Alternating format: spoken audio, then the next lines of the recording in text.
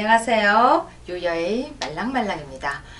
월화 어떻게 지내셨습니까? 수요일은 왠지 가운데 이렇게 가장 정점을 찍는 듯한, 그래서 조금은 힘들고, 그러면서도 목금이 지나면 토요일이야 하는 희망도 있고, 그래서 수요일날 말랑말랑은 찾아옵니다. 여러분에게 조금이라도 위로가 되고자 먼저 감사드리고 싶어요. 정말로 시작하면서요, 아무도 안 보면 어떡하지? 좀 오마조마했거든요. 제가 은근 그 컴플렉스가 많다고 했잖아요.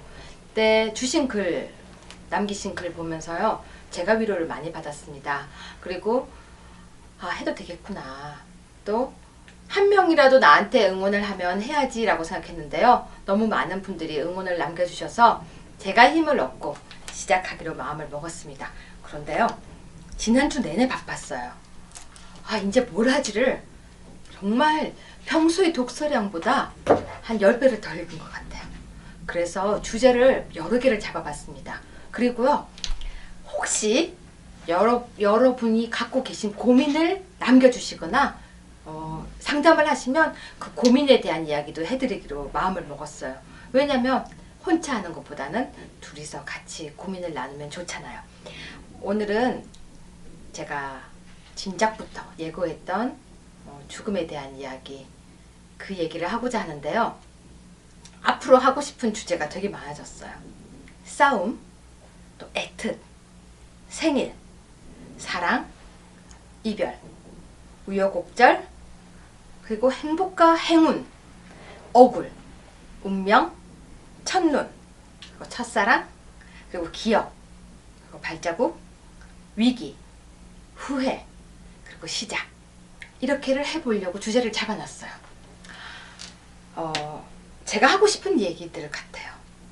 제가 지난주는요, 인터뷰를 좀 다녔어요. 죽음에 대한 인터뷰를. 여러분은 죽음이란 단어 어떻게 생각하세요? 돌아가셨습니다. 하늘로 갔습니다. 먼 세상으로 갔습니다. 무슨 강을 건넜습니다. 운명하셨습니다. 물론 뭐 이런 표현도 쓰지만 그런 거 말고요. 다양한 표현으로 죽음을 이야기하고 있습니다. 근데 여러분은 죽음에 대한 고민을 언제쯤 한번 처음으로 해보신 것 같으세요? 제일 처음. 전 초등학교 1학년 때예요. 너무 빨리 죽음에 대한 고민을... 죽음이란 얘기는요, 언제 해도 슬픈 것 같아요. 우리가 드라마를 봐도요, 꼭 그 주인공이 병에 걸려서 죽어가는 과정이 나오면 안 슬퍼도 눈물이 펑펑 나와요. 어떤 드라마였는지 기억은 안 나는데요, 아내가 암에 걸렸어요. 그래서 암에 걸려서 이렇게 치료를 하면서 몸이 앙상해져 가는데 남편이 그 아내를 목욕시키는 그런 드라마가 있었어요. 앞뒤 내용은 기억이 하나도 안 나고. 근데 그 장면만으로도 그 눈물이 펑펑 나는 거예요. 그리고 이렇게 운명하는, 그러니까 하늘로 정말 가는 직전의 그런 장면이 있죠. 그때 그 장면은 드라마에, 어느 드라마를 봐도 눈물이 났던 것 같아요. 근데 제가 왜 죽음에 대한 주제를 하고 싶었냐면요, 전 죽음이 되게 두려웠어요. 제가 죽는 게 두려운 게 아니고요, 제가 사랑하는 사람들이 사라지는 게 너무 두려웠어요. 근데 봐봐요, 헤어지는 건 언제라도 소식을 들을 수가 있어요. 볼 수도 있어요. 몰래 보면 돼요. 근데 죽는다는 건 볼 수도 없고, 만질 수도 없고, 추억을 함께 할 수도 없고, 화를 낼 수도 없고, 아무것도 할 수 없는 정지가 전 죽음이라고 생각했어요. 초등학교 1학년 때 저희 엄마 아빠가 너무 많이 싸웠어요. 싸우는 수준을 넘어서서 정말 엄마는 항상 정말 너무 힘들어서 항상 아파서 누우시는 거예요. 지금 생각해보면요, 그때 엄마의 나이가 지금 저보다 더 젊었어요. 지금 생각해보면. 근데 엄마는 항상 아빠와의 그 싸움을 견딜 수 없어 하는 거예요. 그러니까 끝까지 이렇게 싸우질 못하니까 본인이 들어눕는 거죠. 아마 삶에 대해서 의욕이 없었던 게 아닐까 싶어요. 그럼 저는 학교를 가야 되는데 아침에 엄마가 일어나지 못하는 거예요. 그럼 학교를 가요. 점심시간에 집에 뛰어왔었어요. 초등학교 때.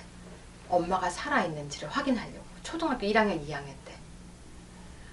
그게 너무 가슴이 아파서 저는 어떤 생각이 들었냐면요. 난 나중에 엄청 밝아질 거야. 그러니까 저보고 가끔 사람들이 너무 밝다라는 얘기를 하는데 저는 너무 밝고 싶었어요. 왜? 어두운 엄마가 싫었거든요. 우리 엄마가 이 방송 안 보기 때문에 할 수 있는. 우리 엄마는 절대 유튜브 방송을 안 보거든요. 저는 어두운 게 싫어서 밝아지려고 했고요. 기운 없는 게 싫어서 기운 내려고 했고요. 항상 엄마 목소리는 딱 그거였어요. 왔나? 딱 이거였어요. 너무 싫었어요. 그래서 전 목소리 톤을 높였어요. 근데 가끔 사람들이 저 여자 땡땡거리는 소리가 너무 싫어 이런 말을 할 때가 있거든요. 그럼 저는 속으로 그래요. 나는 힘없는 소리가 더 싫어. 전 그랬어요. 그래서 사람들이 저보고 어쩜 이렇게 밝아요? 그러면 밝으려고 노력했던 거예요. 그런데 항상 엄마가 언제 어떻게 될지 몰라서 두려워하던 그 마음이요. 그게 나중에 나쁘게 작용을 해요. 제가 엄마한테 화도 못 내요. 엄마가 어떻게 될까봐. 근데 이게 선의가 아닌 거예요. 어쩔 수 없는 거예요. 그러니까 엄마는 항상 그게 무기였어요. 네가 화를 내면 난 아플 거야. 그래서 전 그 죽음이 엄마가 죽을까봐 전 착해야 했고 엄마가 죽을까봐 전 공부를 잘해야 됐고 제가 공부를 못하면 엄마가 속상해 하시니까 엄마가 죽을까봐 말도 잘 들었었어요. 너무 모범생처럼 이렇게 움직이는 거죠. 왜? 엄마를 기쁘게 하기 위해서. 그래서 저는 머릿속에요. 죽음이 너무 크게 고통스럽게 자리 잡고 있었어요. 죽는다는 건 엄마를 잃는 것이고 엄마를 잃는다는 것보다는 내가 이거 하는 게 더 낫다라는 거. 그런데요. 2008년 제가 유학에서 돌아와서 정말 나 정말 너무 행복해라는 말을 딱 뱉고 난 며칠이 지나서였어요. 그 제가 요즘도 하지 않는 말이 있어요. 너무 행복해란 말을 잘 안 써요.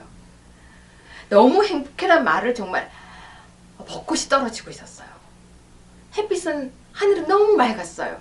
진짜로 이쁜 새도 날고 있었어요. 그래서 제가 전화기로 엄마 너무 행복해라고 제가 얘기를 했었거든요. 그리고 며칠 뒤에 엄마가 암 선고를 받은 거예요. 올 것이 왔다는 느낌이었어요. 항상 아프던 엄마. 언제나 아프던 엄마가 암에 걸려버린 거였죠. 근데 암은 또 번호가 달리죠. 1기, 2기, 3기, 4기. 저 사실 그거 너무 싫어해요. 책을 찾아보니까요. 1기는 몇 년을 살 수 있고 2기는 몇 년을 살 수 있고 3기는 몇 년을 살 수 있고 4기는 1년을 못 넘긴다고 되어 있는 거예요. 그렇다면 그 통계에 의하면 엄마는 1년을 제 옆에 못 있는다는 얘기였어요. 기도도 해보고 울기도 해보고 좌절도 해보고 그때 그 절망감은 말로 표현할 수가 없어요. 난 1년 동안 무엇을 해야 되지? 엄마를 데리고 여행을 가나? 엄마는 체력이 안 돼요. 그럼 엄마 앞에서 뭘 해줘야 되지? 죽는다는 걸 받아들이는 게 너무 힘들었어요. 그 시간. 하루가 지나고 나면 그러면 364일? 하루가 지나고 나면 그러면 363일? 그런데 의사는 참 냉정하더라고요. 더 이상 환자에게 해줄 게 없다고 얘기를 하더라고요. 더 이상 해줄 게 없다. 물론 의사들이 허황된 희망을 줘서도 안 된다는 거 저 알아요. 근데 환자 앞에서요. 더 이상 해드릴 게 없습니다라고 그렇게 야무지게 말을 안 해도 된다는 생각이 들더라고요. 저 진짜 암 전문가예요. 암에 대해서 너무 많이 공부를 했어요. 평소처럼 똑같아요. 저는 일단 책부터 보거든요. 책을 40권을 샀어요. 한 40 몇 권 샀어요. 정확하게는 한 46권 이런 걸 사서 다 공부를 했어요. 암. 근데 해볼만 한 것 같았어요. 암이라는 것이. 극복해볼만 하더라고요. 왜? 지금까지 내가 살아온 것과 완전히 바뀌면 암을 극복할 수 있다는 생각이 들었어요. 내가 성격이 소심했으면 대범하게, 대범했으면 소심하게, 내가 굉장히 내성적이었으면 정말로 활발하게, 그리고 내가 이때까지 게을렀으면 부지런하게, 부지런했으면 게으르게. 내가 살아온 곳과 반대로 바뀌면 암이라는 그 친구는요 도망가는 것 같더라고요. 엄마에게 반대로 시키기 시작했어요. 그래도 힘들죠. 날짜가 하루하루 지나가는 거. 근데요, 전 죽음이 무엇인지를 깨닫게 됐어요. 그걸 여러분들에게 얘기 드리고 싶은 거예요. 여러분, 죽는 것은 못 보는 거 맞아요. 다시는 볼 수 없고 다시는 만질 수 없고 다시는 그 사람이 옆에 없는 건 맞아요. 근데 여러분 부모님이 아프시거나 가족이 아프거나 그러면 엄청 안타깝죠. 근데 제가 엄마의 병 앞에서 좌절하고 있을 때 정말 누가 해준 얘기예요. 그래서 이 이야기를 여러분한테도 들려드리고 싶은 거예요. 여러분, 우리는 언젠가는 가족들과 이별을 해야 돼요. 누구나. 근데 두려워만 하지 말라고 이 얘기를 꼭 하고 싶어요.